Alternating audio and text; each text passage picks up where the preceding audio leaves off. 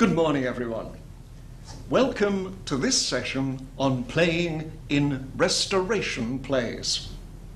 The Restoration is generally taken as being between the years 1660 and 1710. 1710, when Thomas Betterton, the greatest actor of the Restoration stage, died.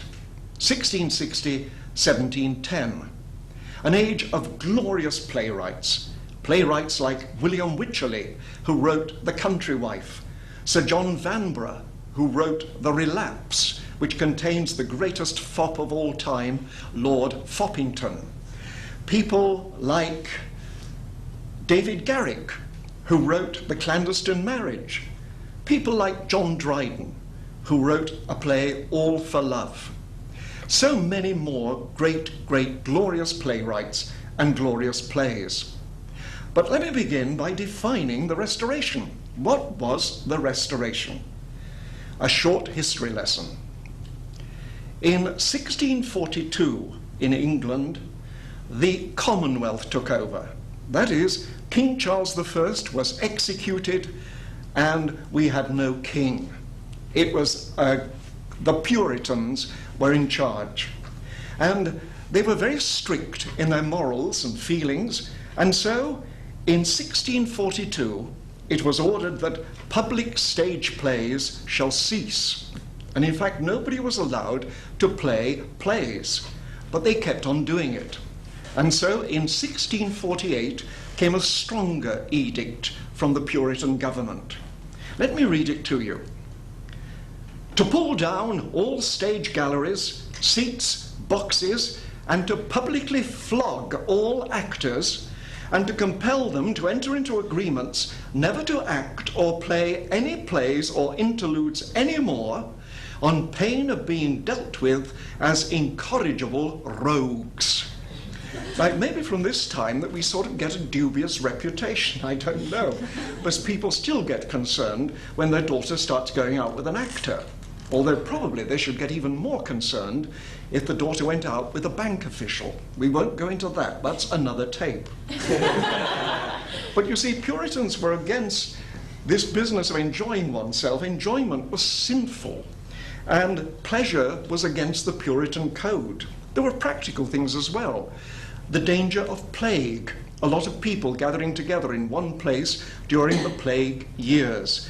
And also, they believed it kept apprentices away from work. They went to see the latest play, and so on. Anyway, all the playhouses were closed. There were no plays. Of course, there were entertainments. People in the country still had their jollifications and all the rest, but no public playhouses. The king had been executed, and all the court officials, all the lords, all the ladies, went over to France and lived there until 1660, when Charles II was restored. So the king's son, Charles, came back as king, and that's what we mean by restoration. In fact, the monarchy was restored. And they came back with all the French customs, all the French ideas about plays, all the French ideas about acting. So between the Elizabethan Shakespearean time and the Restoration, there is a total difference. It's the main difference in this subject.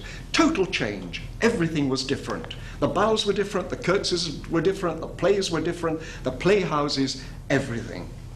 But you can read about all this in a book. It is important to realize one or two things about the Restoration, though. Mainly comedies. There were some tragedies, but they usually were very heavy tragedies. So the plays were comedies, and they were light. People wanted that sort of play after all these years of depression and suppression. It was a theatre of wit. It was a theatre of sophistication. It was a theatre of elegance.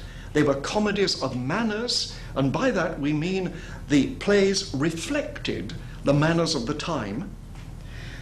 And also they were plays of behavior, and particularly amoral intrigue, sexual intrigue.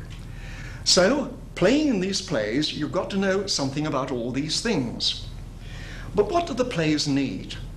First of all, acting in these plays, we need the ability for several words all beginning in P. The first one is precision. It is impossible to act in a restoration play without being precise in your movement, precise in your thought, and precise in your diction. Everything has to be sharply, finely chiseled. It's almost like working on a diamond, you know, and cutting a diamond in a superb way so that it shines brilliantly. Well, it's the same thing with these plays. You are as precise as that. It also needs pointing. Now, many directors talk about pointing a line, but what do we mean by pointing? It is literally the same as pointing to somebody. And if you can think of the rapier, the weapon, and pointing it right at somebody and saying a line at the same time. So pointing a line is directed to some specific person for some specific purpose. Maybe it's to make them upset, maybe it's to make them laugh, I don't know. But that's what we mean by pointing a line. The next thing is pace. You cannot be heavy-handed in this period. It is very similar, in fact, to Noel Coward later. It has to bubble along like champagne, not be like stale beer.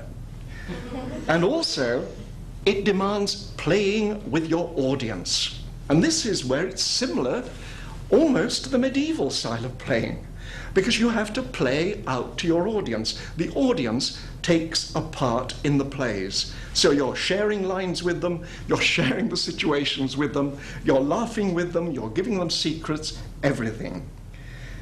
The audience participates. So if you remember those P's, first of all, precision, next, pointing, next, pace, next, playing out, participation, all those P's for the restoration period.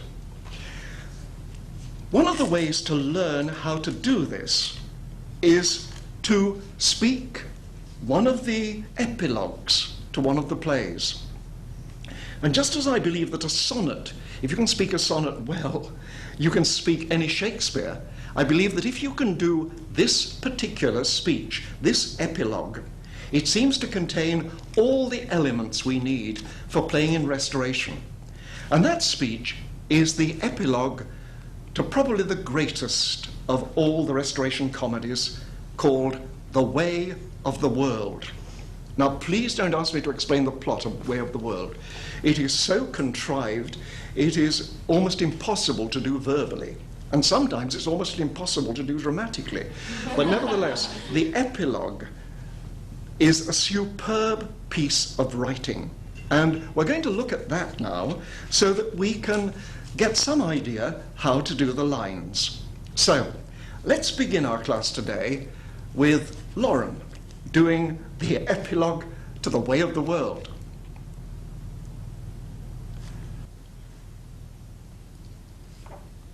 So now we're going to work at this key speech for the restoration period, playing in restoration plays, and it is the epilogue to The Way of the World. Now, Lauren, you have learnt the words. Yes, sir. You have? Well, that's great. Well, let me present you with a fan. There we are. And let's see what you do with it. Now, that's a wrong thing to say. Don't take me literally. Right. The next thing is, why do we do this speech? I mean, what does it do? Well, first of all, it helps to gain an understanding of the style of the period. It helps to learn pointing, this business I mentioned a moment ago, pointing. It encourages the actor to play the audience. As with all comedy, you've got to play the reactions of the audience. And this particular speech depends so much on the audience reactions. So I'm going to ask all you, if you will, please, to react to Lauren as she's doing it. You'll know the moments, they'll be quite obvious. The next thing is, it demands effortless command and authority. The actress has to take the stage as if it belongs to her and this is her place. It demands exquisite clarity of diction. It demands an appreciation of the sound values within words. And above all, it has to be charming. She has to charm the very people she is abusing. And it is full of quite a lot of abuse, this, as she talks to different parts of the audience. So it is a satiric speech. You're saying something with a smile on your face, but by heaven, there are daggers behind your lines. So let's get going with this. Incidentally, you've all got copies, and you've discovered that I've divided it into blocks where the main changes come. So let's begin. Here is your audience. The end of the play, you come forward to them and you speak. Go. After our epilogue, this crowd dismisses. I'm thinking how this play will be pulled to pieces. But pray consider, ere you doom its fall, how hard a thing 'twould be to please you all. Thank you. I'm going to stop you there. Because have you noticed that first verse is full of marvellous explosive consonants? For instance, after our epilogue there, this crowd, dismisses, and if you look at the position of crowd and the position of the next explosive consonant, which is play, in the next line, you discover they come at exactly the same moment. There's a reason you can play with this. So after our epilogue, this crowd dismisses, I'm thinking how this play, so don't mind hitting your cuz and your puz. Will you do a k now, everybody? Go. K. And a p. Ka. Thank you. Kappa. Kappa. Kappa, kappa, kappa, kappa, kappa, kappa. Thank you. Talk to each other and kappa, kappa, kappa, kappa, kappa, kappa, kappa. Go. Thank you. That's enough. Thank you very much. Value your K's and your P's, right? Let's start again. Go. After our epilogue... Oh, no. Who are you talking to? Everyone. Everyone. How many? A great number. How many? 500. 500. Start again. Go. After our epilogue... Just a second. Where are they? Right there. Oh, no, they're not. Not the 500, and not there in a little block there. Where are they? They're all around. All around. Except for back there. Okay, except for back there. Okay, they're at your side, they're in front of you, they're above you, they're below you. So somehow in that first gesture, you've got to get everybody in as you say part of the line. Go. After our epilogue, this crowd dismisses. Thank you. Now, the way you say crowd, it's interesting that the poet uses that word. I mean, it can be used in a derogatory way, you know, a crowd and so on. It can be a group of very nice people and so on. You've got to decide as an actress, but use the word. Don't just say this crowd dismisses, but use it. Let's start again. Go. After lifted. After our epilogue, this crowd dismisses. Now, can you separate words a bit more, even though they've got to flow? What I mean is, after our epilogue, this crowd, so we get and the whole thing begins to bounce like that, but table tennis. Go. After our epilogue, this crowd dismisses. Okay, now you've got to get used as an actress to don't mind using your arms and being big. Are you ready? Fill the stage. Just do a gesture and fill the stage. Go. That's it. I want you to fill it even more. Fill it! No, not back there. Keep it in front. Fill it! Thank you. Will you say to those people up in the gods, please, will you say, I love you? Go. I love you! Now the people at the side, I love you. I love you! At both sides, go. I love you too! And the people, people in front? I love you! Thank you. Now, what you're doing in that first line is saying, I love you, audience, you are my friends, and here we go on the best bit of the play. Go. Sorry. No, you're all right. You're okay. Just let it go. Go. After our epilogue, this crowd dismisses. I'm thinking how this play will be pulled to pieces. But pray... Okay, now wait for the reaction. Wait for it. Pulled to pieces. Laugh. Now, when do you start your next line? As the laugh is dying down. Aha. So you've got to listen and be aware. You're playing with them. Ready? Again. After our epilogue, this crowd dismisses. I'm thinking how this play will be pulled to pieces. But pray consider ere you doom its fall. Just a second. How many people are laughing? Just them. How many? 200. 200. So you've got to use a bit more effort, haven't you, to stop them? Okay. Where would you use the effort on? Which line? But pray. I think so, yes. You're stopping them there. All right. Again, please, from the beginning. Go. After our epilogue, this crowd dismisses. Just a second. You can't get your elbows into. Get your arms out, please. You're big. You're a star. You're the tops. You're the Mona Lisa. You're the Tower of Pisa. Come on, please. Get everything out. Go. After, lift it and enjoy it. After our epilogue, this crowd dismisses. I'm thinking how this play will be pulled to pieces. But pray consider, ere you doom it all, how hard a thing 'twould be to please you all. Thank you very much. Well done. And can I think there's a lot you can get out of that little line, isn't there? How hard a thing 'twould be to please you all. You can play around with it. You can tease them. Tease Julie. Tease Amber. Tease Payton. Tease all the people. You've got to be aware of everybody. Okay. Ready? Again, please, from the beginning. After our epilogue, this crowd dismisses.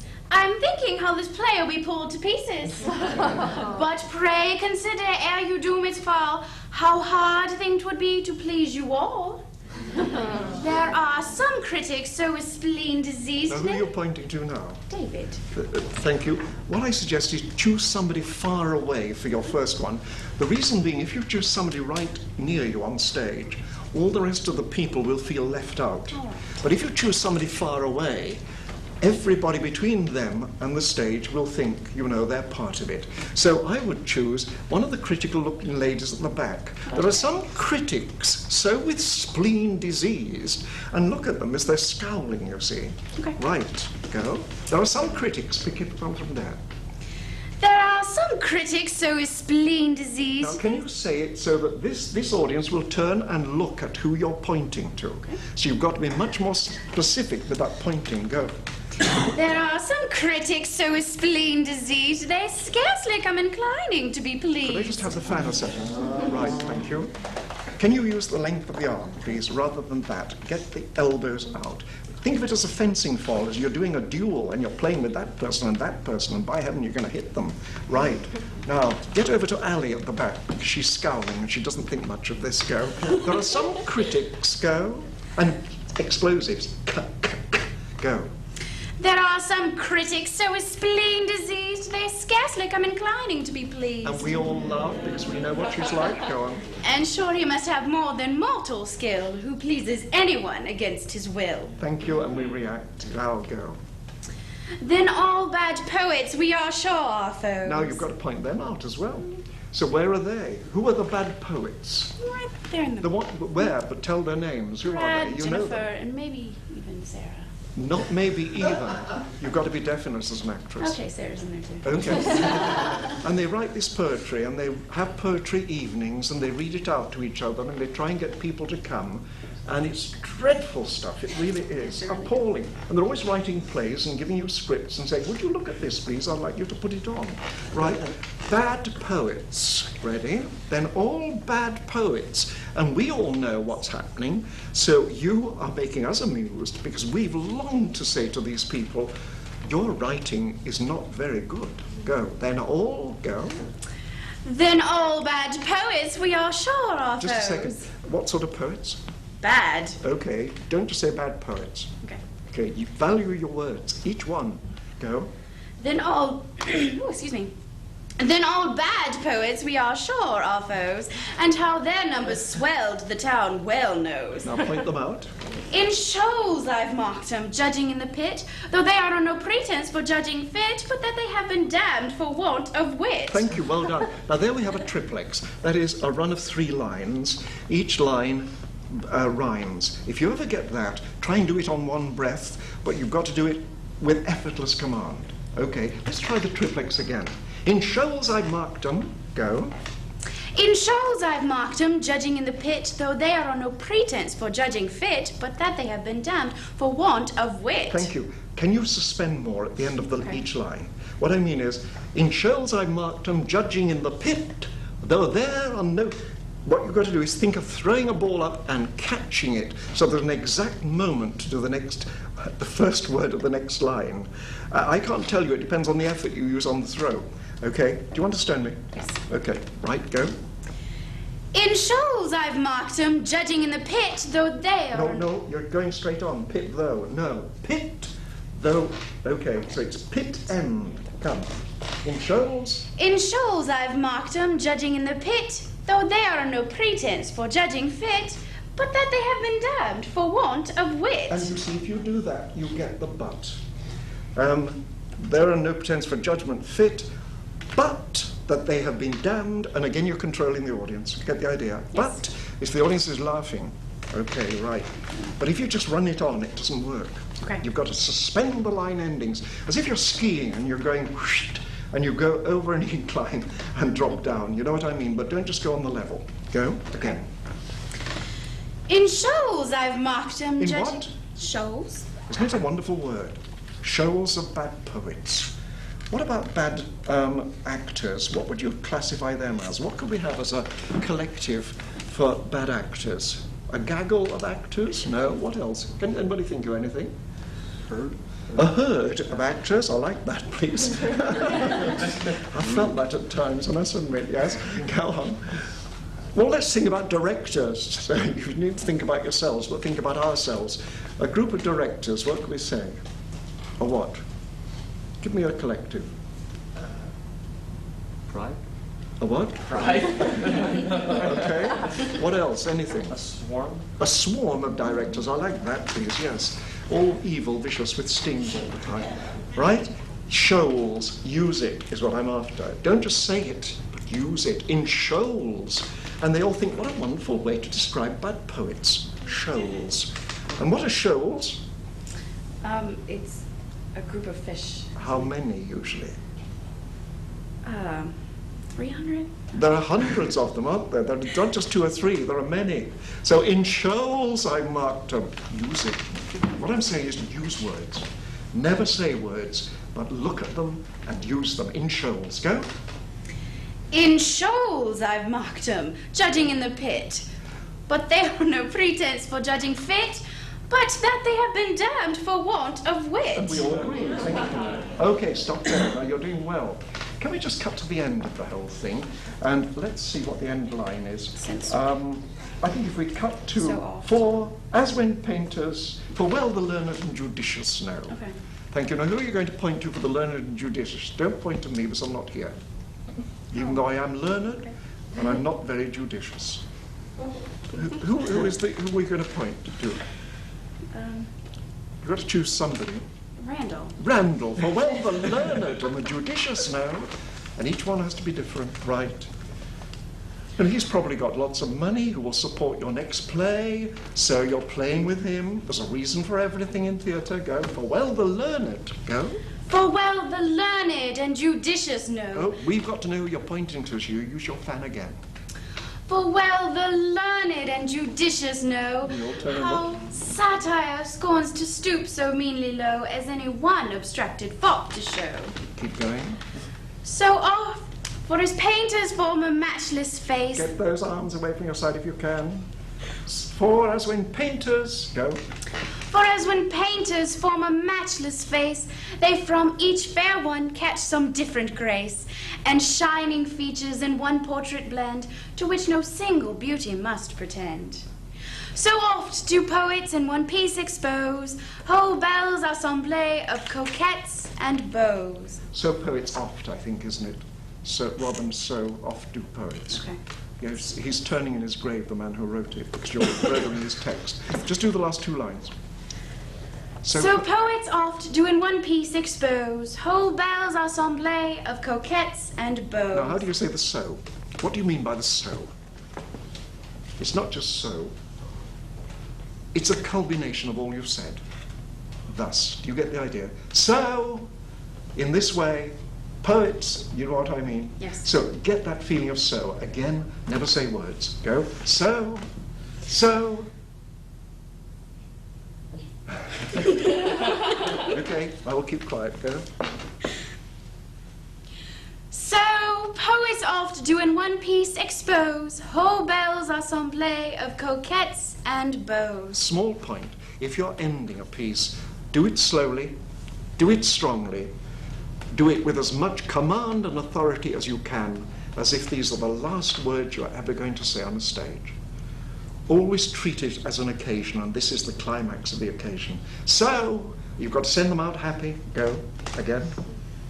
So poets oft do in one piece expose whole belles assemblées of coquettes and beaux. Thank you. And finally, be cheerful as you say it. It sounds as if you're a little irritated, and why not, with me interrupting you the whole time? Right? Start again. So, we want smile, we want grace, we want charm, we want command, we want authority, we want Lauren at her best. Go.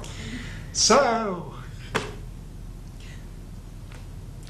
poets oft do in one piece expose whole belles assemblées of coquettes and beaux. thank you very much. All right. And go down at the end so we know it's finished. Right? Thank you. And please, will you go through it without me stopping? Amber, if I start interrupting her, just lean forward and strike me. Okay? Ready? Go. Now, from the whole thing. Right? Ready? We're all talking. It's the end of the play. You come on and you greet the audience and send us out happy. Go. After our epilogue, this crowd dismisses. I'm thinking how this play will be pulled to pieces. But pray consider, ere you doom its fall, how hard a thing 'twould be to please you all. There are some critics so with spleen diseased, they scarcely come inclining to be pleased. I agree, yes. And sure he must have more than mortal skill, who pleases anyone against his will. Then all bad poets we are sure are foes, and how their numbers swelled the town well knows. In shoals I've mocked 'em, judging in the pit, though they are on no pretense for judging fit, but that they have been damned for want of wit. Since when they by their own offences taught, set up spies on plays for finding fault. Now will you cut to the end, which is, of course, For well the learned. for well the learned, go.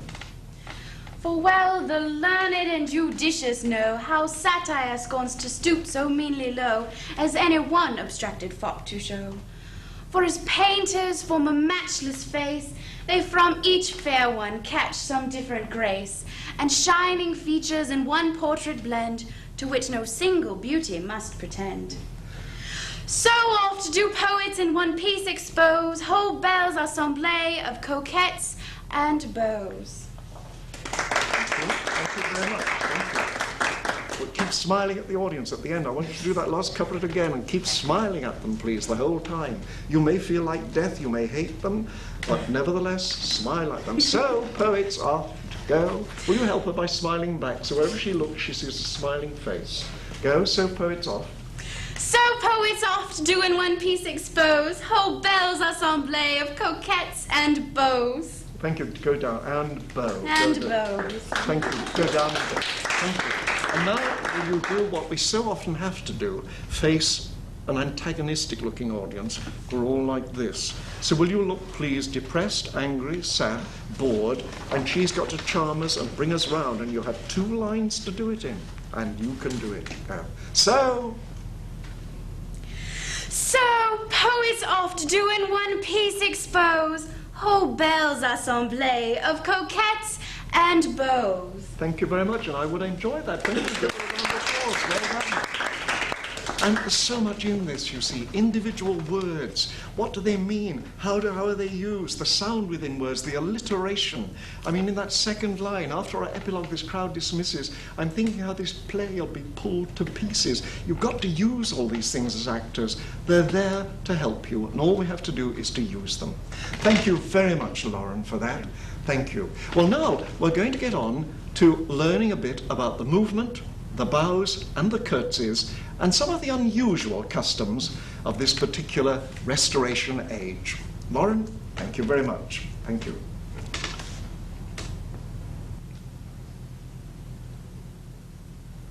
Movement and courtesies in plays of the Restoration period. First of all, stance. Let us repeat an exercise we've done before, simply to get the ribcage lifted. If you slop like this, in costume, you look ridiculous. So, hands above your head. Relax from the fingers, the wrists, the elbows, and the shoulders. Thank you. And again, please. And fingers, wrists, elbows, shoulders, and just keep that upright position. Now, gentlemen, standing. Will you get into the habit always of having the weight on the back leg and the front leg forward? So in fact your weight is on the straight back leg and the other leg is forward there. Get used to this position the whole time. As regards your hands, we will deal with those in a moment. Ladies, when you're walking, please do not stride. Modern garments are absolutely, I was going to say the word hellish, so I will. Hellish for period plays. I mean, we get so used, ladies, to walking around in jeans and everything else, that when you have a skirt, you begin to stride in the same way, and it looks totally wrong.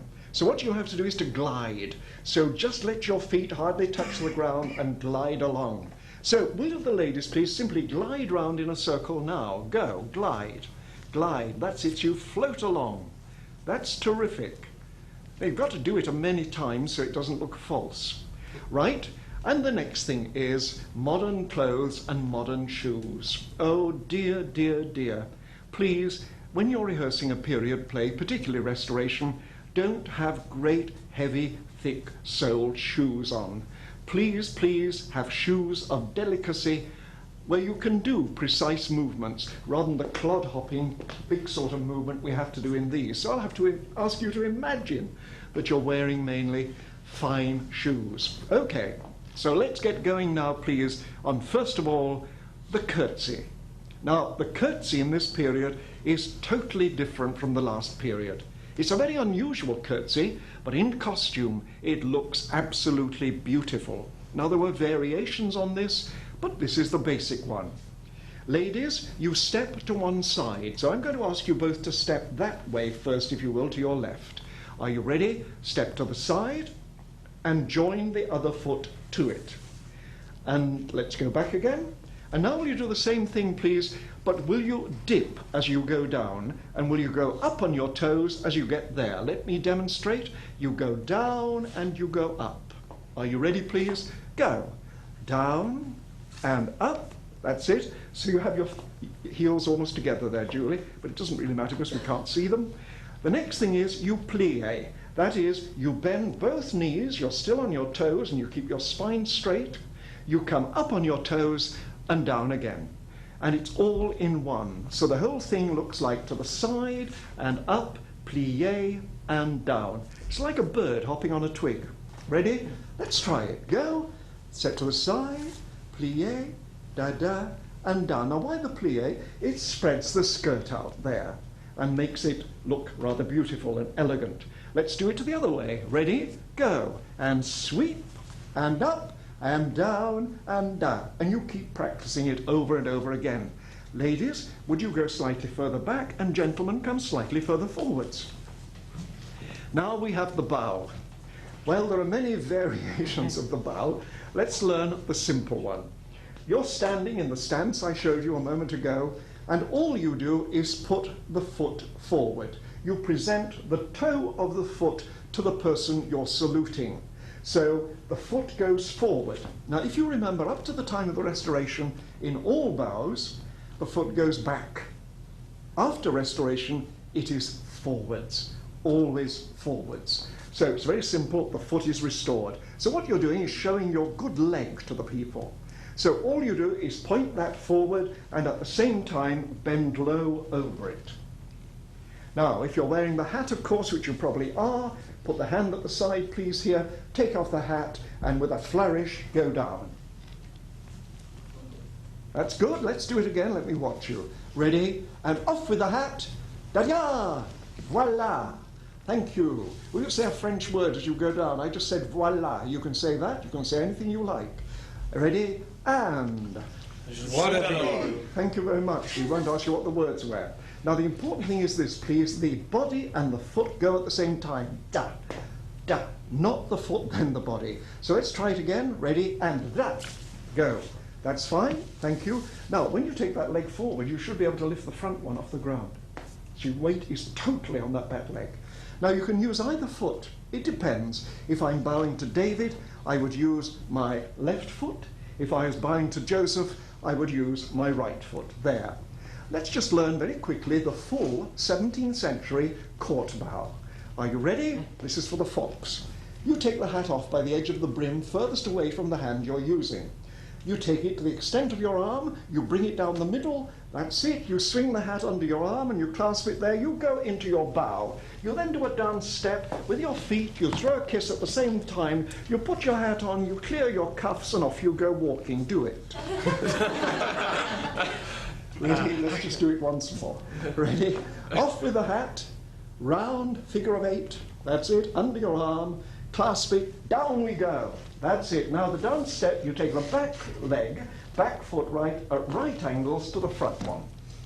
You then take the back foot in the direction it's pointing, and you bring the other one to the heel of that. So it is a change. That's a little dance step. At the same time you throw a kiss. Now let's get the kiss straight. If you're throwing a kiss, because fops are always doing it.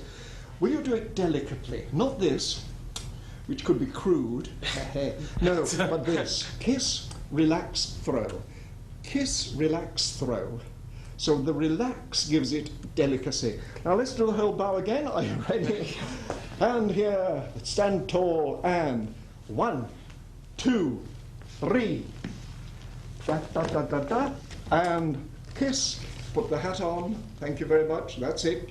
It dropped on the floor behind you, but never mind. Okay, don't worry too much about that. This is purely for interest. Can you go a bit further back, David, if you will? That's it. All you need remember is this. That. Or across the body like that.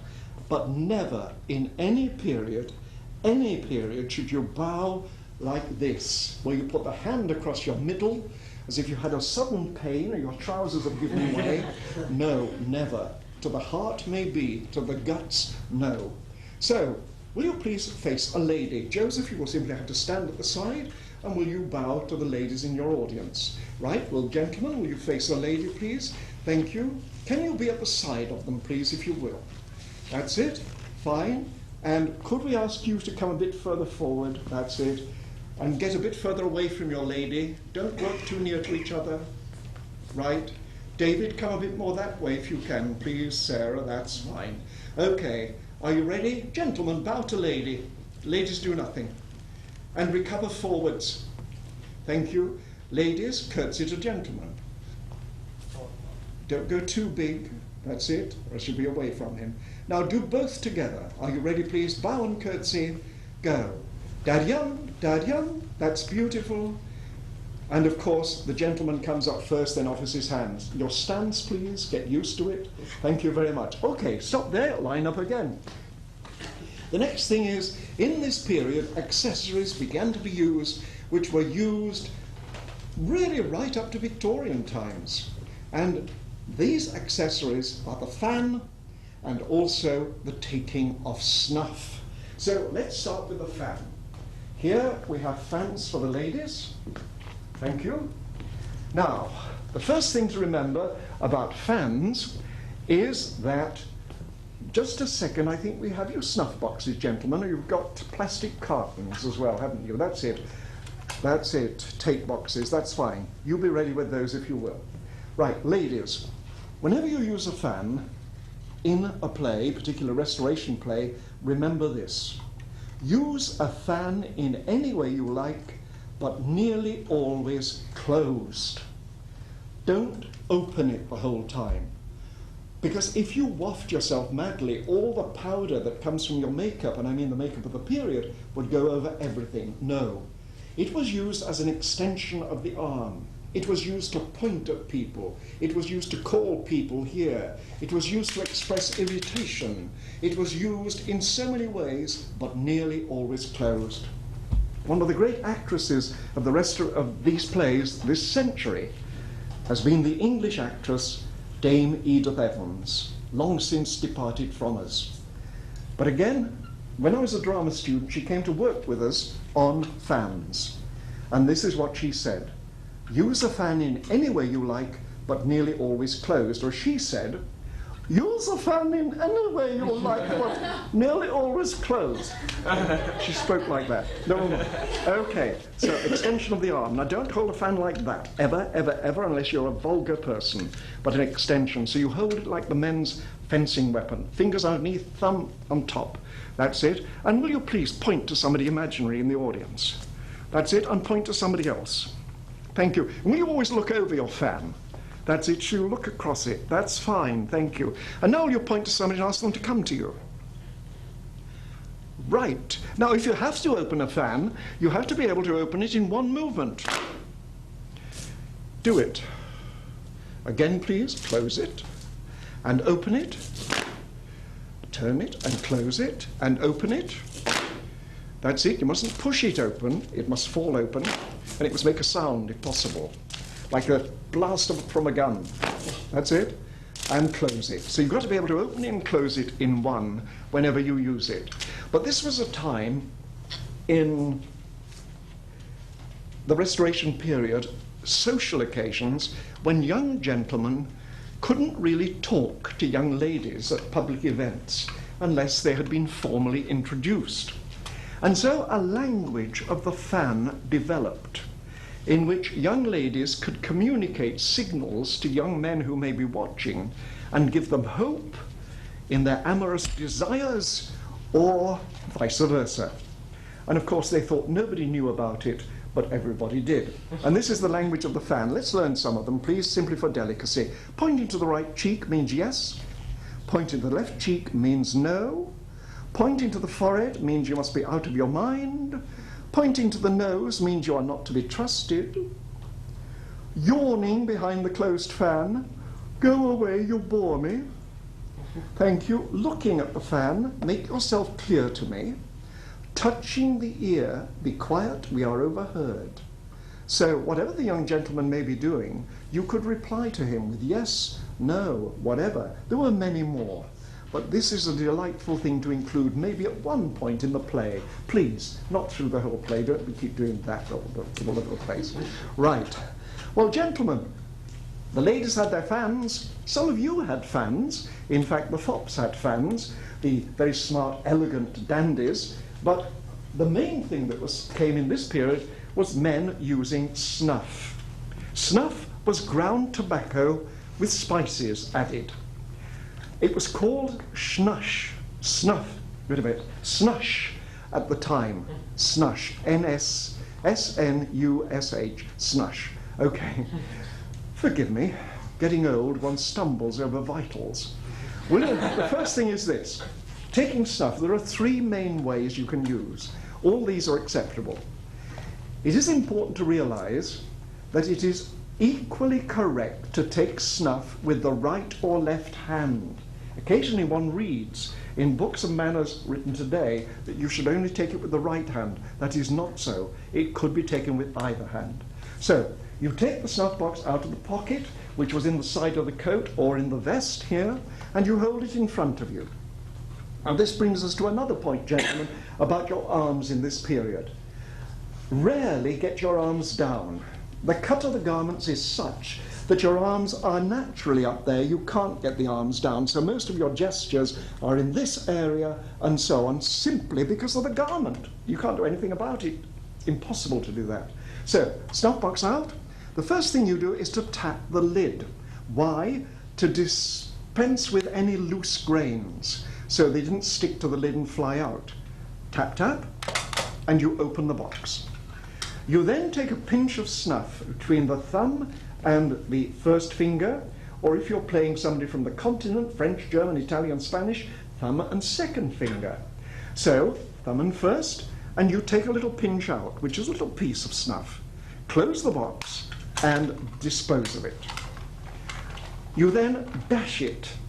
Now the reason for dashing it is again to get rid of any loose bits that may be on your fingers, because it's stained dreadfully. And you have this expensive costume with all this lace and all the rest of it. And if the snuff went on there, in fact, it would have a dreadful stain.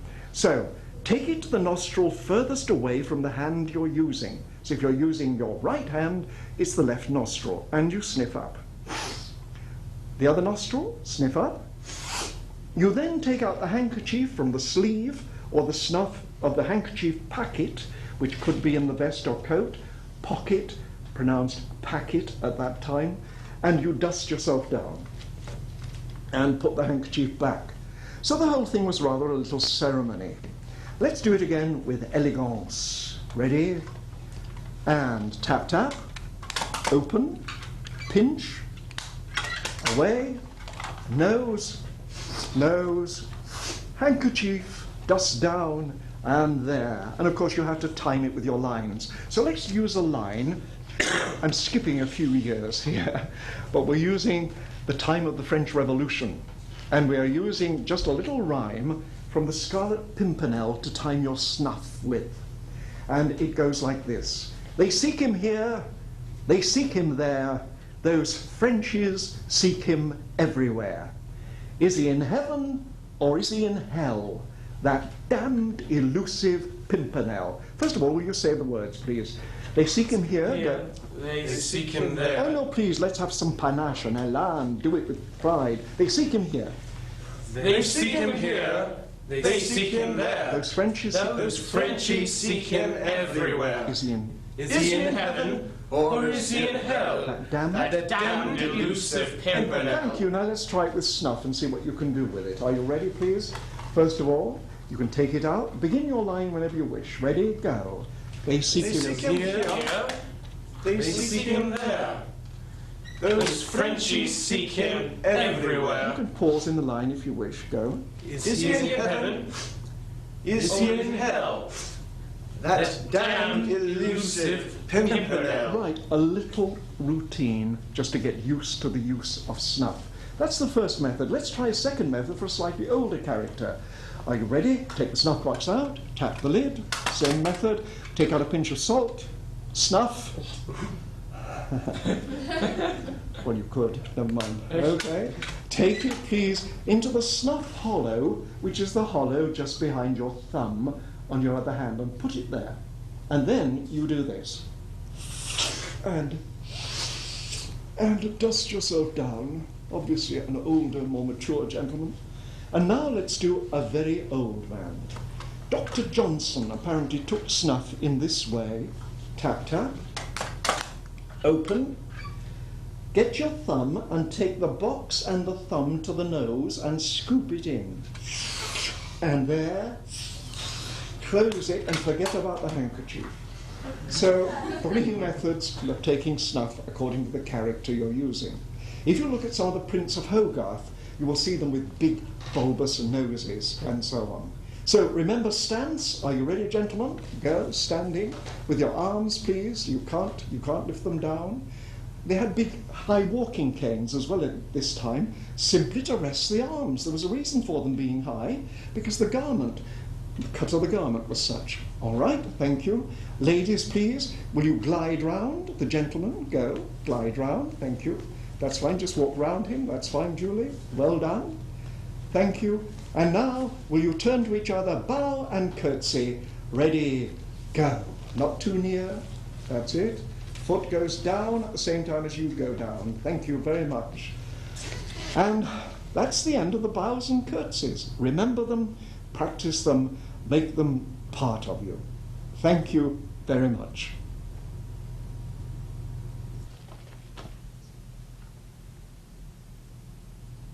The dance of a period always expresses the spirit of the period.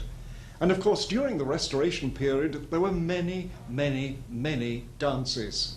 So I've just chosen one which sort of, I think, summarizes everything we need to know in this period.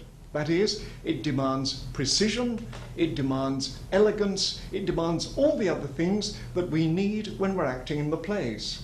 And even if you don't use a dance in the play, simply use this maybe as a rehearsal warm-up. Learn it.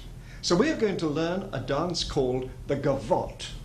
Now, the steps have been simplified so that actors who are not dancers can very quickly learn them. And always remember that everybody was not an expert dancer.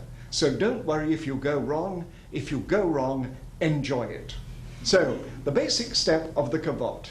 Will you first of all work by yourselves, not with your lady?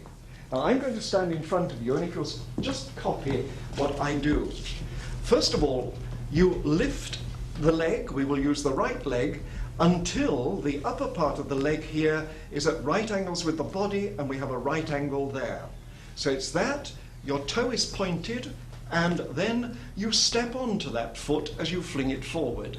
So it goes up, kick, step, step, up, kick, step, step, up, kick, step, step, up, kick, step. Now notice how I'm looking along the line of the step as I do it.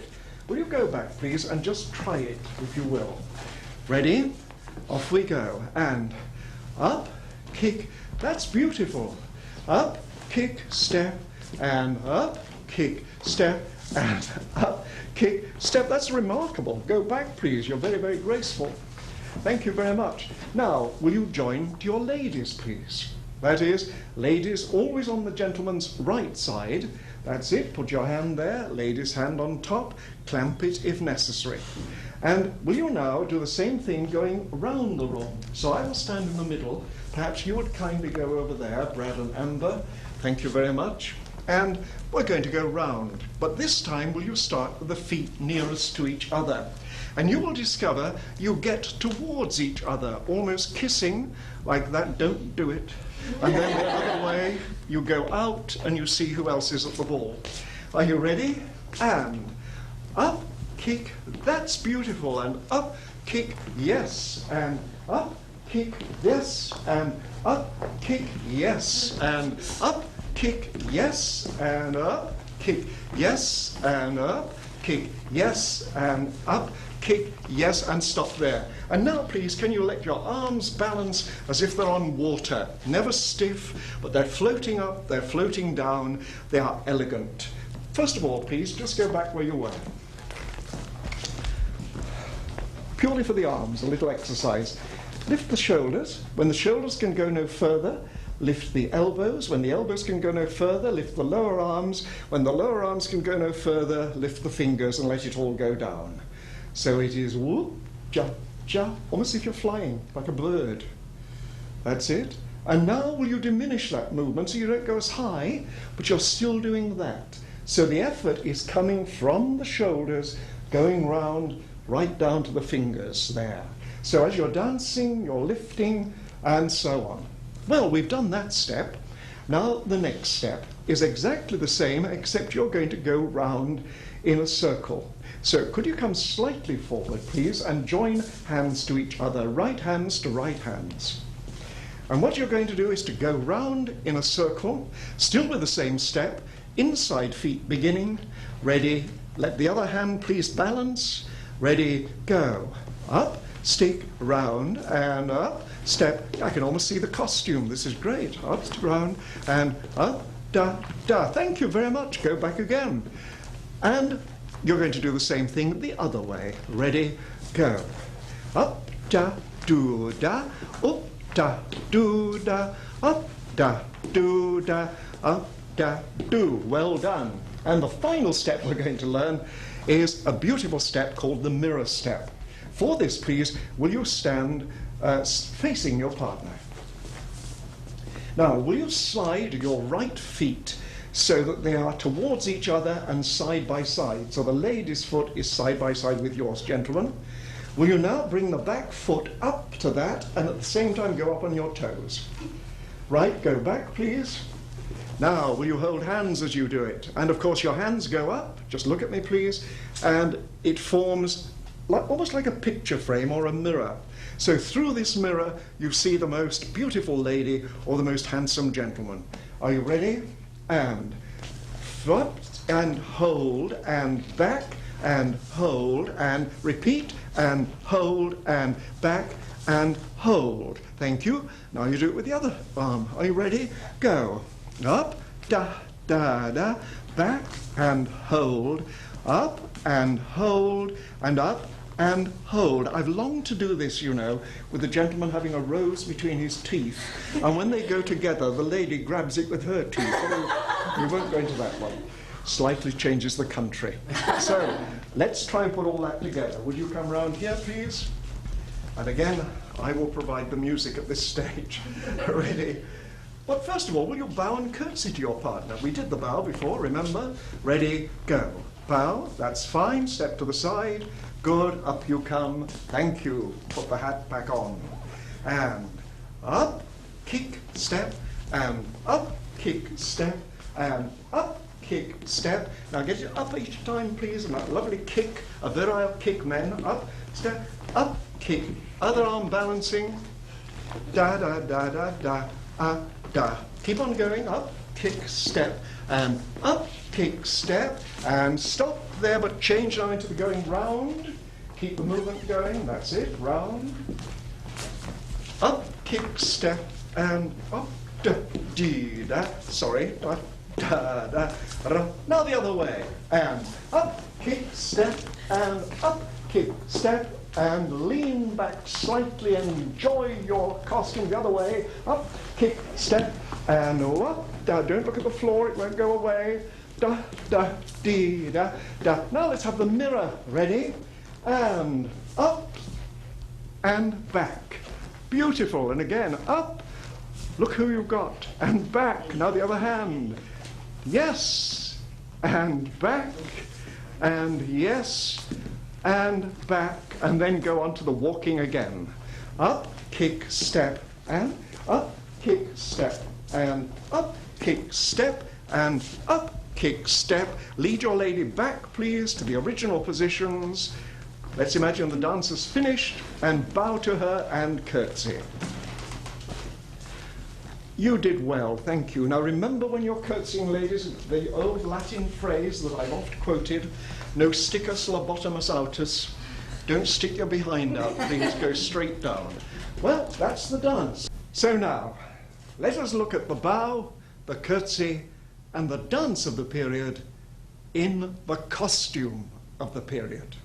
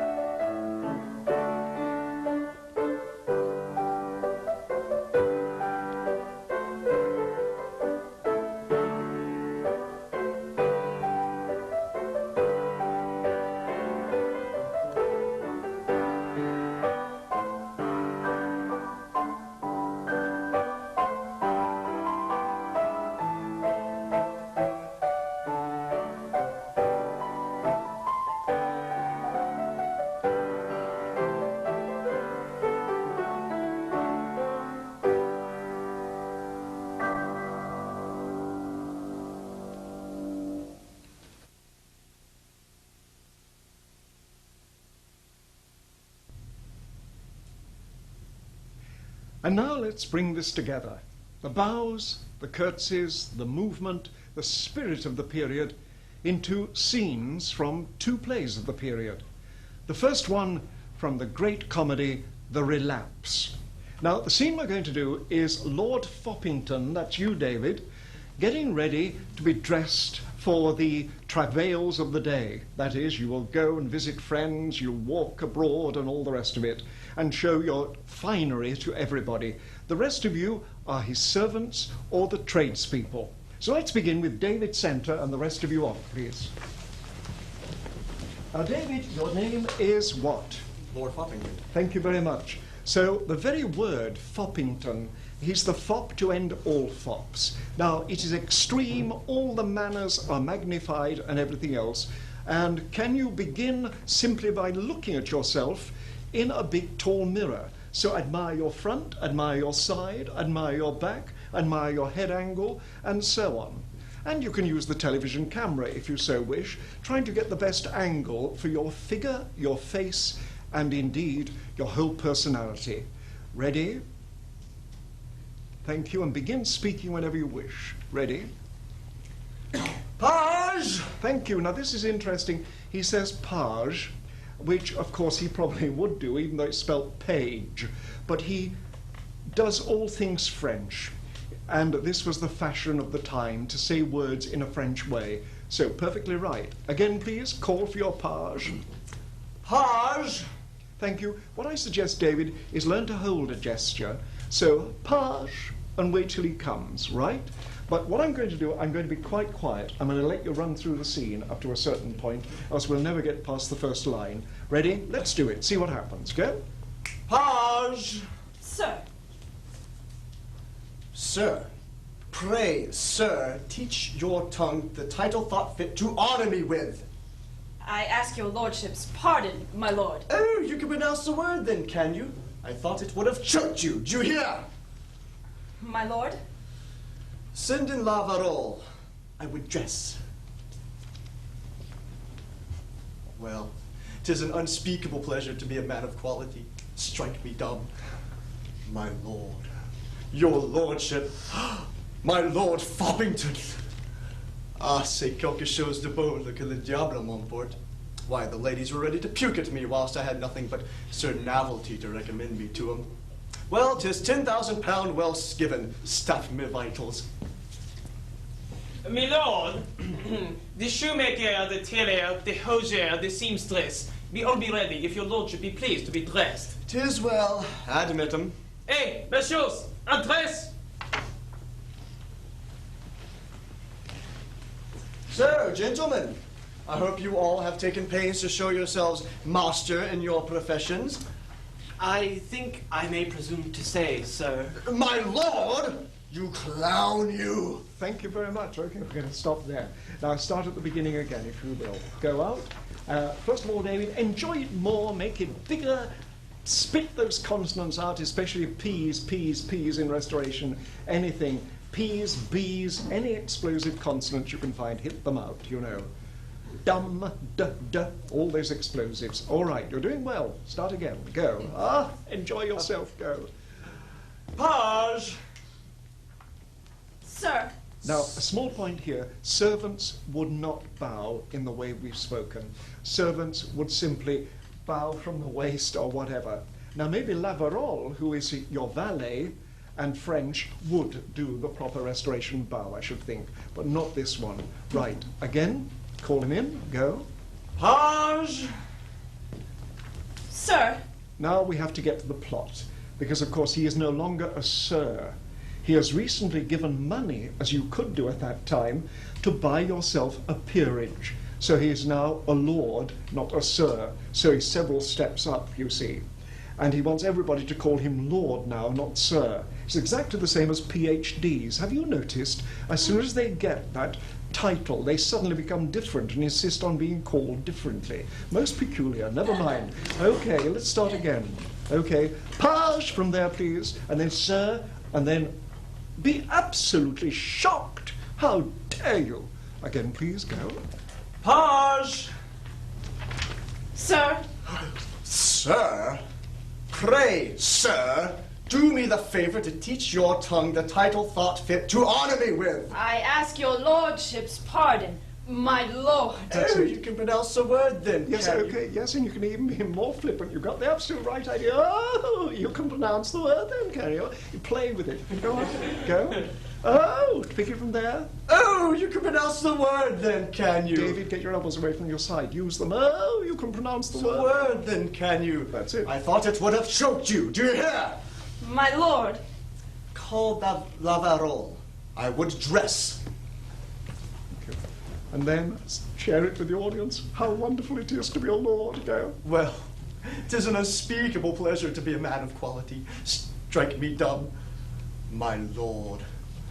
Your lordship. My lord Foppington. Well done, the trio there, the triplex, three things together. Always give value to the third one. Do it again, my lord. My lord. Ah, Your lordship. yes. My Lord Foppington. And will you enjoy that sound? It sounds so wonderful. Think of it, Dr. David Grimes. You know how wonderful it is. You can always see it on the notepaper in big red letters.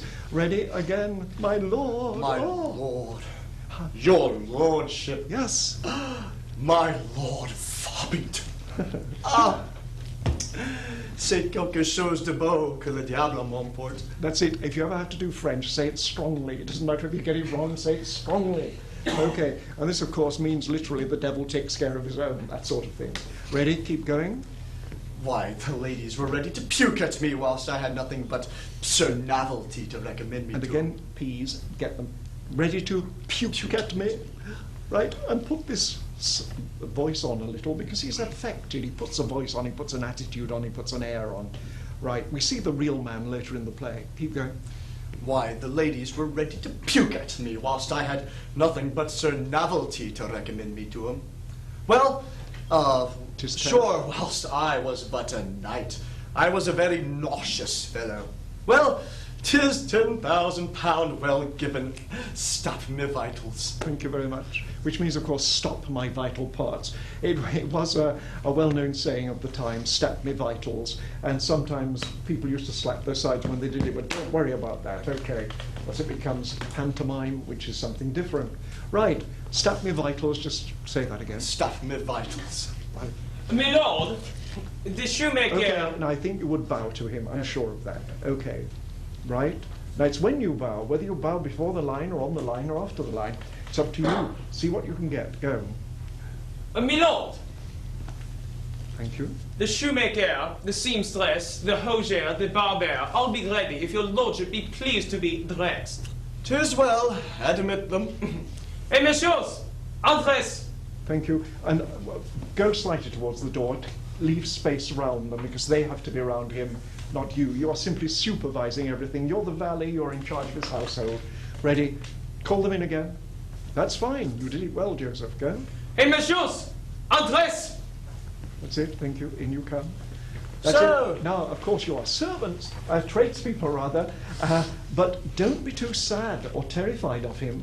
You're trying to get on with him the whole time, so if anything, you're over-smiling and you have the beautiful clothes that you've made for him and the wonderful wig that you've got for him, Mr. Foretop, and the marvellous Steenkirk you've got and everything else, all these bits of garments, and the tailor has got this wonderfully embroidered coat. So you're bringing in the pride of your craft. Can you come in again, please? Ah, right. And of course you have to please him or you don't get paid. Ready? Call them in. Hey, messieurs, Aha! entrez! That's it, quickly. So, gentlemen, I hope you all have taken pains to show yourselves master in your professions. I think I may presume to say, sir. My lord! You've got to hit him hard or else it won't work. To say, sir, my lord, hit it. I would say put it on lord. So change the word to me, as was done as well at the time. My lord, my lady, and all that. My lord! Right, hit him with that, go. I think I may presume, sir. I think I may presume to say, sir. My lord! A second, that's fine. All the other tradespeople, you know, I mean, he's always the one who goes first. He always thinks he's the best of all of you. So when he gets reprimanded, something can happen, an eye contact between each of you, you know. He's put his foot in it again. Ready? All these little things you have to bring in, you see, to make a scene spicy. It's adding the salt, the pepper, and all the rest of it. Yes, please. I think I may presume to say, sir. My lord! You clown, you! Why, is he made a lord? My lord, I ask your pardon. My lord, I hope, my lord, your lordship will please to own I have brought your lordship as accomplished a suit of clothes as ever peer of England trod the stage in, my lord. Will your lord please to try him now? Now notice how he keeps saying, my lord, my lord, my lord, my lord. Make a little of it. Slight pause before the words can emphasize them. Right. Okay, yes, go on. Will your lordship be pleased? Pick it from there and we'll go back in a moment. Will your lordship please to try him on? But let my people dispose of glasses before and behind, let my people dispose of glasses so that I may see myself before and behind, for I so love to see myself round. Thank you very much. Well done. Keep the stance the whole time. Okay. Now, of course, here, Varol would call the servants, and they would put big looking glasses here, then everywhere, so he can see himself with the coat on. Right. Help him on with the coat. That's lovely. Thank you very much. And all of you rather like the look of it. It does look rather beautiful and elegant. Everyone except... God's death and eternal torches! What, sir? I say the packet's too high. Yes, death and You eternal intend- torches. Sir, I say these packets too high by a foot! My lord, if it had been an inch lower, it would not have held your lordship's pocket handkerchief. Rat my pocket handkerchief! Have I not got a pash to carry it? Okay, thank you very much indeed. Now, you're getting the idea, all of you, very, very well. But could we run the scene again and get the same attack, the same energy, the same life, with a little less shouting? Ready? Go back. Thank you. Thank you. Come on set again, please. Come on set again. Just come on set again, everybody. Come on set again. Thank you. So, gentlemen. Just a second. No, it's all right. Thank you very much. Can you go off set again with spirit, rather than thinking, oh, here we go again? Always go off, please, to do something and repeat it, thinking I've got a chance to do it again and make it better. Off you go, please, with life. Thank you. That's better. Right, off we go.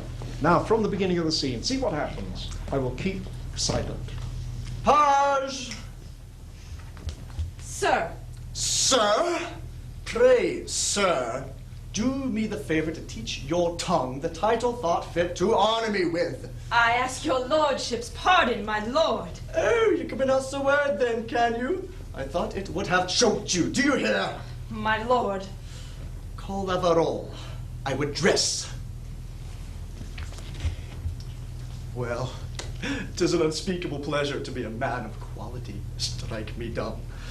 My lord, your lordship, my lord Foppington.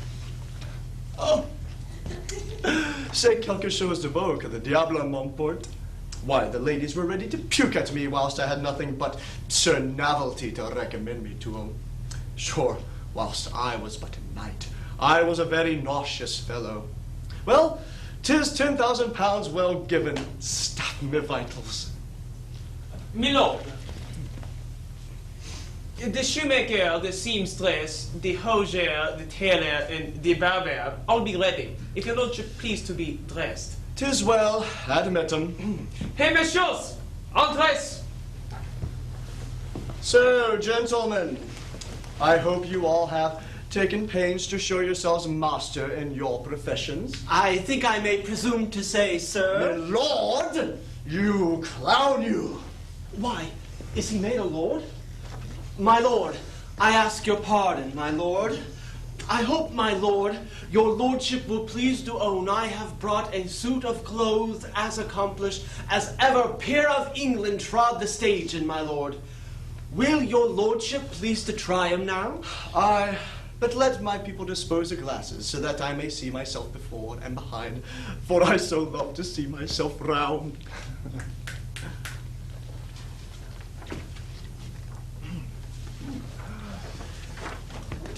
Death and eternal tortures! Sir, I say these packets too high by a foot. My lord, if it had been an inch lower, it would not have held your lordship's pocket handkerchief. Rat my pocket handkerchief! Have I not got a page to carry one for me? You may make him a packet up to his chin a purpose for it, but I will not have mine come so near my face. 'Tis not for me to dispute your lordship's fancy. Look you, sir. I shall never be reconciled to this nauseous packet. Therefore, get me another suit with all manner of expedition, for this is my eternal aversion. Thank you very much. I'm going to stop you there. I'm sorry we haven't got the other tradespeople coming in, but it's a wonderful scene with the wig is not long enough, the shoes are too tight, and everything is wrong with all these well-crafted garments and items of clothing that the tradespeople have brought. But nevertheless, eventually he does get dressed up. He looks very, very fine, and the play goes on. It's a great play, and you've got the spirit of the scene very well indeed. Thank you, David, particularly. Just let go a bit more, don't mind, and if you're a fop, taste your words. get used to the fact of literally, as I'm doing, tasting your words. Let them feel good inside your mouth, you know, that sort of thing. Really enjoy them, that thing. And of course, it's very near Noel Coward, all this. Very near it. Well, that's the end of that scene, and thank you very much for your work. And now we're going to look at another scene, and this scene is from the great comedy, The Way of the World. Thank you all very much. Thank you. And now, will those people for The Way of the World. A short scene, but a scene which illustrates some of the things, like the use of the fan, all kinds of little bits of things we've been studying during this class. Now, first of all, Lady Wishfort. Your Lady Wishfort, sitting in the chair. And who is Peg, the servant? Thank you. And Mrs. Marwood, who is the friend and confidante of Lady Wishfort. And Foible, who is the conniving servant woman of Lady Wishfort. Rather high-class one, though. So can three of you go out, please, as we discover, as we did Lord Foppington, Lady Wishfort, in the morning, at her dressing table, looking in a mirror and not being very happy with the sight she sees. Now, the very name, Lady Wishfort, you're always wishing for something you can't get. And at this stage, you're wishing for love and affection and being very attractive to the opposite sex. But alas, you're rather past the age where this can happen. So, will you look at yourself in the glass and will you start the scene? Merciful, no news of Foible yet? Thank you. Now, obviously, you'll have to come in first, I think. Then she notices you come in, Peg. And she comes in because she hasn't heard anything, whether Foible is back or Foible is not back, and so on. So I think you'll have to turn and acknowledge her. Ready? Again, go. Merciful, no news of Foible yet? No, madam. Have no more patience. Now, one thing here. Servants. You bob when you're given an order. You bob when you answer a question. By bob, I mean just take 1 foot back and down. Don't just do it with two. Actually take a foot back because it sticks. That's it. That's it. Right. Well done. And this servant, I think, Peg. Now you can play it two ways. She can be a little dopey, as you seem to be playing it, Lauren, or you can play it terrified, because servants are always in danger of losing their jobs. And I'm sure Lady Wishfort didn't keep a servant for much more than a week. So let's try it either of those ways. Keep on with the way you wish. Let's do it again from the beginning. Now please, the line's a little quicker. Merciful, no news, ready, go. Merciful, no news of Foible yet? No, madam. I have no more patience. If I have not fretted myself till I am pale, there is no more veracity in me. Fetch me the red. The red, do you hear, sweetheart? That's it, and I think that's it, fine. And she doesn't do anything. She just stands there looking at you, terrified or a little simple. And so you play with her reactions. So this is where you have to give her something for her to get at you. Right? Fetch me the red. Go. Fetch me the red. The red, do you hear, sweetheart? An errant ash colour as I'm a person. Let's play it, actually, as if you're smiling at her the whole time because you think she's funny. And you tell all your friends in the local inn how funny she is. And the more angry she gets, the funnier you think it is. Right? Okay. Try it. Go. Fetch me the red. The red, do you hear, sweetheart? An errant ash colour as I'm a person. Look you how this wench stirs. Now that's an aside, I think. So you would do that directly to the audience and share it with them. Look you how this wench stirs, and then you go back into the scene. But talk to your friends, the audience, at that point. Can we have it from the beginning? Go. The red. Fetch me a little red. Fetch me a little red. The red, do you hear, sweetheart? An errant ash colour as I'm a person. Look you how this wench stirs. Why dost thou not fetch me a little red? Didst thou not hear me, Mopus? The red ratafia, did your ladyship mean, or the cherry brandy? Well done. You mispronounced it. That's how she would do. The red ratafia, does your ladyship mean? And then you put her right, because you've been spending all these hours getting her to speak right, and she can't even get the words right. Right, go on. Ratafia, fool! No. Okay, fool. now you've got to help her there, because you've got to start going out for the ratafia. And she stops you. She doesn't want the ratafia. Right? Again, please. Ratafia. Ratafia, fool! No, fool, not the ratafia, fool! Grant me patience. And again to the audience. You can do it straight to the camera if you want. Grant me patience. Oh, what can I do with a little lady like this? Yes, go on. Grant me patience. I mean the Spanish paper, idiot. She doesn't understand.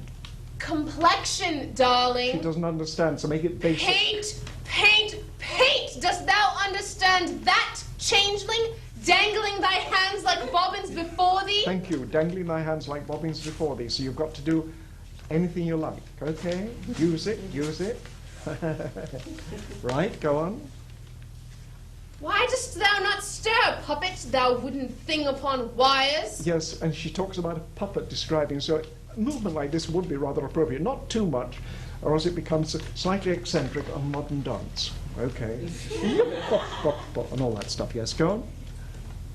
Why dost thou not stir, puppet, thou wooden thing upon wires? Lord, madam, your ladyship is so impatient. I cannot come at the paint, madam. Mrs. Foible has locked it up and carried the key with her. Okay, if you're playing anybody who's a little silly or stupid, make sure the words are clearly spoken, or else it sounds like you're drunk as well. Okay. Right? Go on. Lord, That's enough. Just cut to the end, please. Go. Carried the key with her. Go. carried the key with her. A pox take you both! That's it, and it's a real curse. Fetch me the cherry brandy then. That's it. Now, look at yourself and talk to the audience. Go. I am as pale and as faint. I look like Mrs. Qualmsick, the curate's wife that's always breeding. Well done. You did that breeding beautifully. Keep going. Wench, come! Come, wench, what art thou doing? Sipping? Tasting? Come in. And you bring a tiny, tiny little cup with you. Save thee, dost thou not know the bottle? And you've got a bottle in the other hand. Go.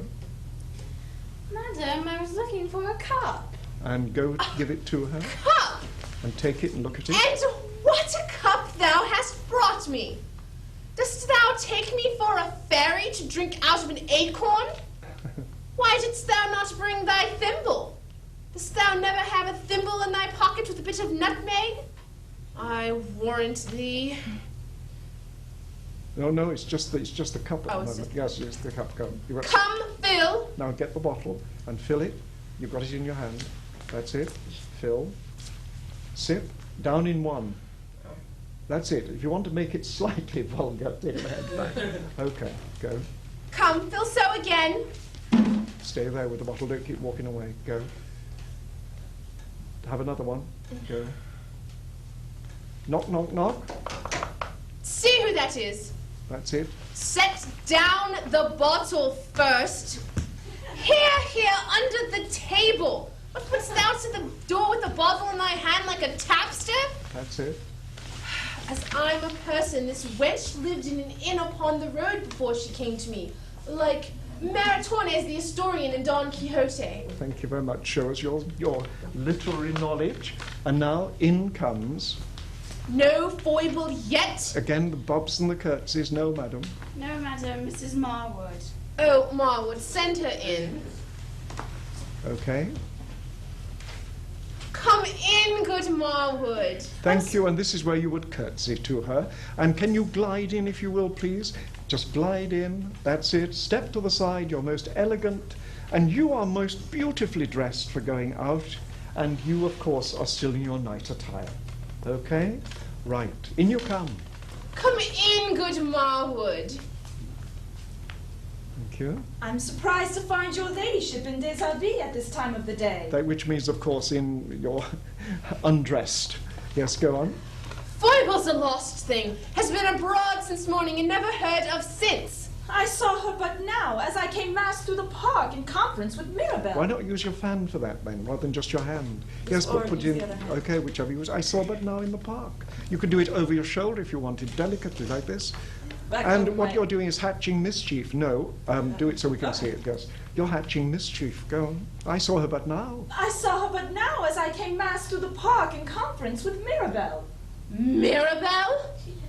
Thou just bring the blood into my face with mention of that traitor. She does not have the confidence. I sent her to negotiate an affair, in which if I'm detected, I'm undone. If that weaseling villain has wrought upon Foible to detect me, I'm ruined. Oh, my dear friend, I'm a wretch of wretches if I'm detected. Oh, madam, you cannot suspect Mrs. Foible's integrity.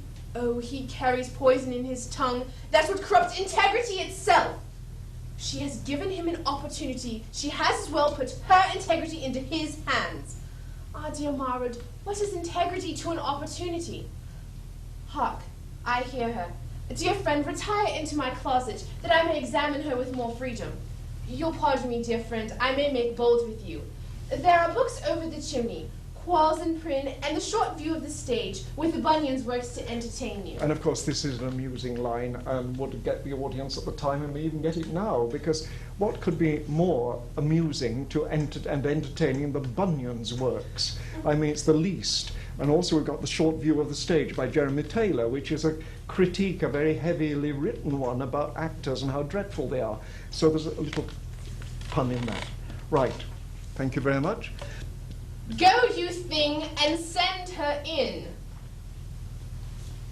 Could I just check the punctuation on that line? Go, what is it? Comma. Use it. Go, you thing, comma, is it? Okay, play them. Go, go. Go, you thing, and send her in. That's it. Now quickly in, gliding in. That's it. Lovely, Julie. You would curtsy as well, of course, yes. Thank you. But hast thou not betrayed me, Foible? Hast thou not detected me to that faithless Mirabelle? Now right forward, Julie, and share it with the audience. Go, you're aside. Go. Oh, I saw you guys. Keep going. What hast thou to do with him in the park? Answer me, has he got nothing out of thee? So the devil has been beforehand with me. What shall I say? And I would say you could literally walk forward in that and then go back into the position. Go. So the devil, go. So the devil No, has been... right forward to the audience, if you will. That's it. I guess so the devil. So the devil has been beforehand with me. What shall I say? Alas, madam, could I help it if I had met that confident thing? Okay, and this is where I think you could bring something in with your fan. You could flick it open just to cover your embarrassment and so on, and then close it up as you hatch up the plot story to cover your discovery. Can we run the scene, please, right through, but will you please do it in this way? It needs pace. Now, obviously, pace would come with time, with practice. So it's a bit difficult asking for it at this stage, but if you can get a little lighter, a little quicker, a little bubblier, please, because I'm afraid we're getting into the stale beer category. Ready? Let us have sparkling champagne. Ready? The way of the world. Go. Merciful, no news of Foible yet? No, madam. I have no more patience. If I have not fretted myself till I am pale, there is no more veracity in me. Fetch me the red. The red, do you hear, sweetheart? An errant ash colour as I'm a person. Look you how this wench stirs. Why dost thou not fetch me a little red? Didst thou not hear me, Mopus? The red ratafia, does your ladyship means, or the cherry brandy? Ratafia, fool! No, fool, not the ratafia, fool. Grant me patience. I mean the Spanish paper, idiot. Complexion, darling. Paint, paint, paint! Dost thou understand that, changeling, dangling thy hands like bobbins before thee? Why dost thou not stir, puppet, thou wooden thing upon wires? Lord, madam, your ladyship is so impatient. I cannot commit the paint, madam. Mrs. Foible has locked it and carried the key with her. A pox take you both! Fetch me the cherry brandy, then. I am as pale and as faint. I look like Mrs. Qualmsick, the curate's wife, that's always breeding. Wench, come! Come, wench, what art thou doing? Sipping? Tasting? Save thee, dost thou not know the bottle? Madam, I was looking for a cup. A cup! And what a cup thou hast brought! Dost thou take me for a fairy to drink out of an acorn? Why hast thou not brought thy thimble? Hast thou ne'er a thimble clinking in thy pocket with a bit of nutmeg? I warrant thee. Come, Phil.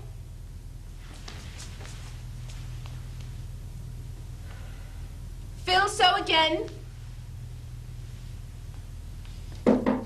See who that is. Set down the bottle first. Here, under the table. But wouldst thou go to the door with a bottle in thy hand like a tapster? I'm a person, this wench lived in an inn upon the road before she came to me, like Meritones the Asturian in Don Quixote. No foible yet? No, madam, Mrs. Marwood. Send her in. Good Marwood, come in. I'm surprised to find your ladyship in déshabillé at this time of the day. A foible's not to come home. She's a lost thing, has been abroad since morning and not heard of since. I saw her but now as I came mass through the park in conference with Mirabelle. With Mirabelle? You call my blood into my face with mentioning that traitor. She does not have the confidence. I sent to negotiate an affair in which if I'm detected, I'm undone. That wheedling villain has wrought upon foible to detect me, I'm ruined. Oh, my dear friend, I'm a wretch of wretches if I'm detected. Oh, madam, you cannot suspect Mrs. Foible's integrity. Oh, he carries poison in his tongue that would corrupt integrity itself. If she has given him an opportunity, she has as good put her integrity into his hands. Dear Marwood, what is an integrity to an opportunity?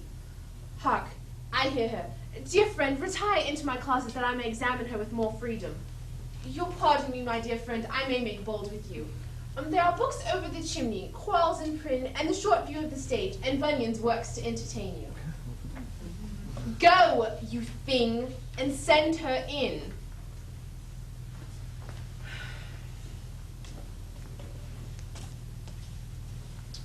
But hast thou not betrayed me, Foible?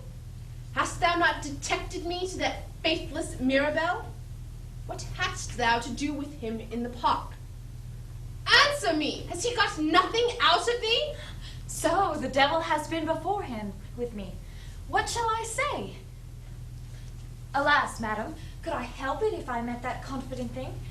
Was I in fault? Thank you very much. Thank you very much. You're getting the idea. Come on again, please, everybody. You're getting the idea very, very well. Now, obviously, we would go through this scene. We pick every possible little word, every consonant, every change, every meaning, and discover as much as we could about the scene. Then we put it together, and then perhaps we'd overdo everything. Because I think it's always wise in this sort of work to really overhit it in rehearsal, and then gradually tone it down and get it finer and more precise.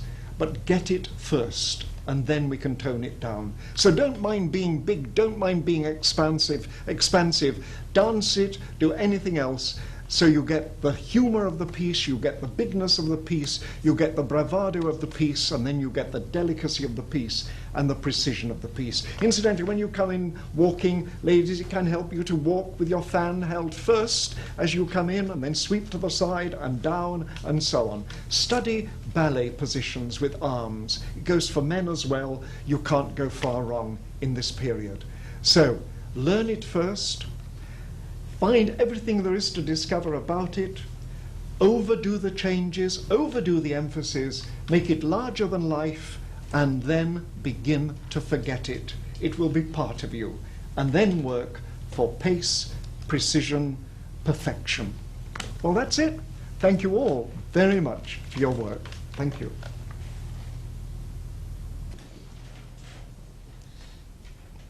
So let me now sum up some of the things we have learned in this session on playing in Restoration plays. First of all, remember these points. Clarity of character. So as soon as the audience see you, they form an opinion of you, and that is the opinion intended by the playwright. And always go into the names of the characters if you can. And you will realize, after our work today, Lady Wishfort and all the other people, they have names which help you to create the character. The next thing, establish the relationships clearly between characters. I know this is obvious, and this has to happen in all acting, but the great problem in restoration plays is that people tend to give solo performances, and this person does their bit, then that person does their bit. No, it is an interplay, so relationships. The next thing, the finest manners of the age.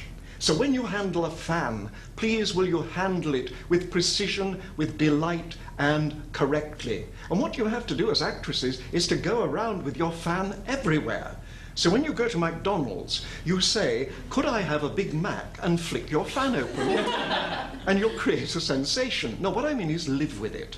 Don't just come to rehearsal and do it, but do it every day so you get the accustomed ease of the person who would be using it in the story. And that goes for the bows. That goes for the curtsies. I mean, try a full restoration bow at Arby's and you will create an even greater sensation.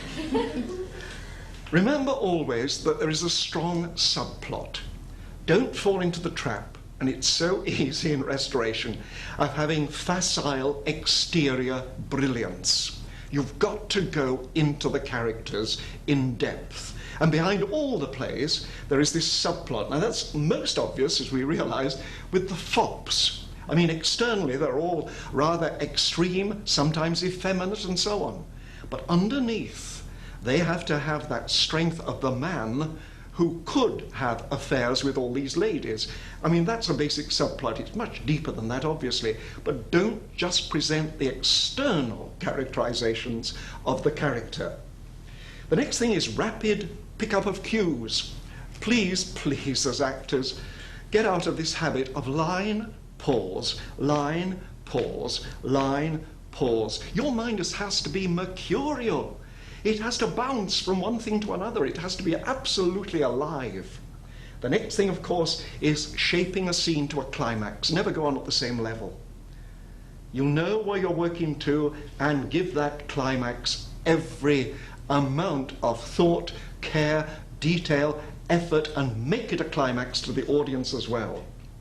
And in all this, we have to have delicacy and we have to have precision. Precision of speech, precision of character, precision of thought, because unless you're thinking like Mercury, it's almost impossible to do everything else precisely. Precision of movement. And if I can give a tip to the gentleman, remember this little phrase for restoration: a quick wit and a good leg. The leg was the recognized sexual attraction of the man, as we heard earlier. So think of wit up here and show that fine leg which will make all the ladies go, wow. You know, playing in restoration plays is almost like a game of emotional tennis. You hit the ball to that player, the player hits it back without a pause, and it's bang, bang, bang, bang, bang, bang. But in restoration, think of it as table tennis. So it goes quicker, and it's a lighter ball, so it's ping, ping, ping, ping, ping, ping, ping, like this. Of course, you have to have variety, but somebody occasionally drops the ball. Me, probably, but nevertheless. Think of that, just have that image in your mind, because that will help. And the last thing I want to leave with you is a wonderful description of this period which sums it up for me. Acting in restoration plays, remember, a dashing signature written in scarlet ink with an ultra-broad nib. So everything is bigger. The signature is dashing, the ink is brilliant, and the nib is broad. So the whole thing, don't mind being big. To underplay seems to be the message of this age. No, play out, fill the theatre with life and the delight and the comedy and the wit and the fun of the great restoration plays, the comedy of manners. Thank you all very much for your work today. Thanks.